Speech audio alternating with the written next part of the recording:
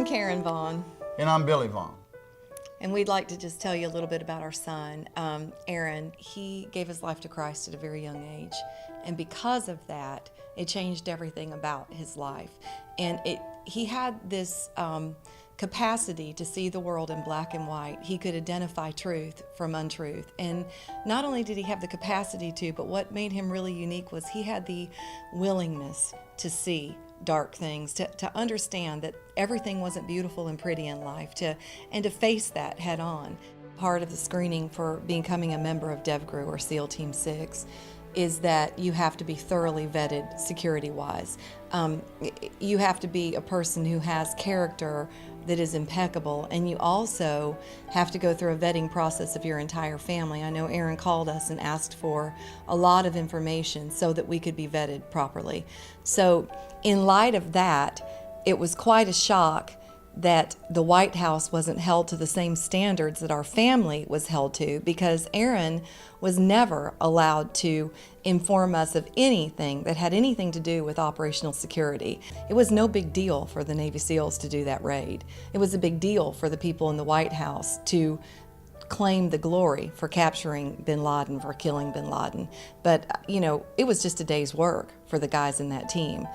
But then they were outed by our administration and put in grave danger because of that. So after Aaron died, our family was actually given a public affairs officer who went before us for weeks to intercept the media and anybody who might want to talk to us. The Navy actually explained to us that by us saying things could endanger the families of the Team 6 people and would endanger our grandchildren.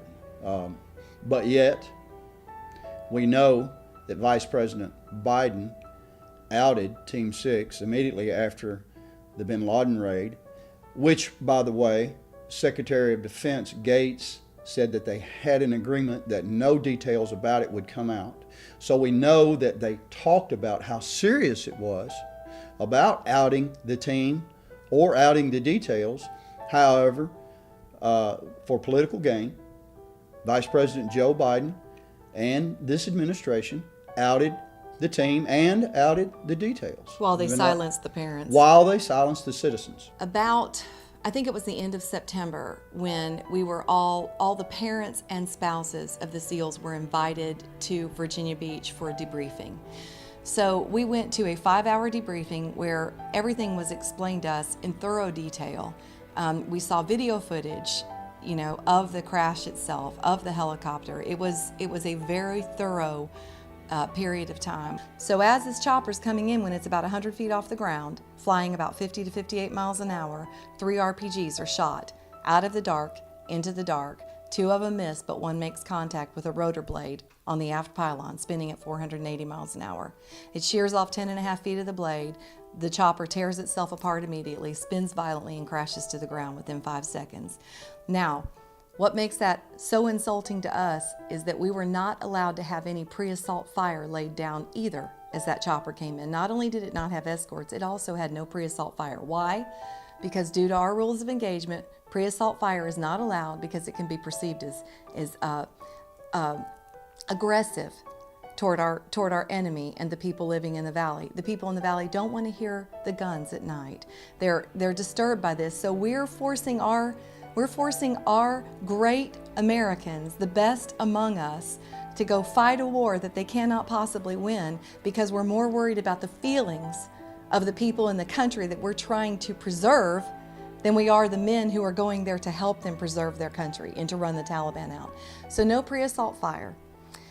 So, and also we were told in this same meeting that another reason we lay no pre-assault fire down and we have all of these rules of engagement that benefit the enemy rather than our troops is because we're trying to win the hearts and minds of our enemy. So our son didn't sign up for the SEAL Challenge program to win the hearts and minds. He would have joined the Peace Corps if that's what he wanted to do. So there's no pre-assault fire. They come in, they get shot down. 30 Americans are dead. 8 Afghans are dead in this same crash.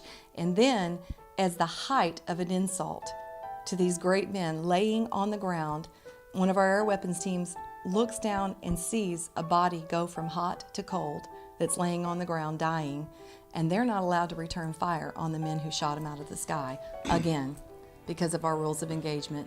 These men are so worried about coming back to the United States and being tried for war crimes that they cannot return fire on this building, this 3-story building that the RPGs were shot off of, because there could possibly be friendlies in the building below.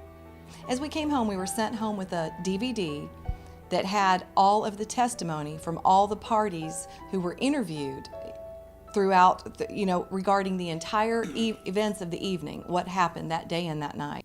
I called Carl Levin. I was told to quit harassing the senator. I called Harry Reid. No response from either of those. Congressman Rooney, who at that time was a congressman for our district, went to the military in Washington, had a high-level classified meeting according to him, and was told it was not because of the rules of engagement that they didn't take out the men who fired the RPGs, but it was that they didn't know where the shots came from. And I have that in a handwritten letter that he wrote and explained that to me around Christmas of last year. And the letter really took me aback because I knew that's not what we were told in the briefing by the military. We were told in the briefing where the shots were fired from. We were told by the Admiral over Special Warfare where the shots were fired from. We were told by SOCOM where the shots were fired from. But somebody in Washington outright lied to a U.S. congressman. And upon investigating, we learned more and more and more and more about the way this war is being fought, and about the ideology, the pattern, the strategy that's taking place there, that's been handed down by this administration and by high up commanders in the military, a strategy that is not working. And I'm not a military expert, but I can read it and see. Any red-blooded American can read it and see what our warriors are up against.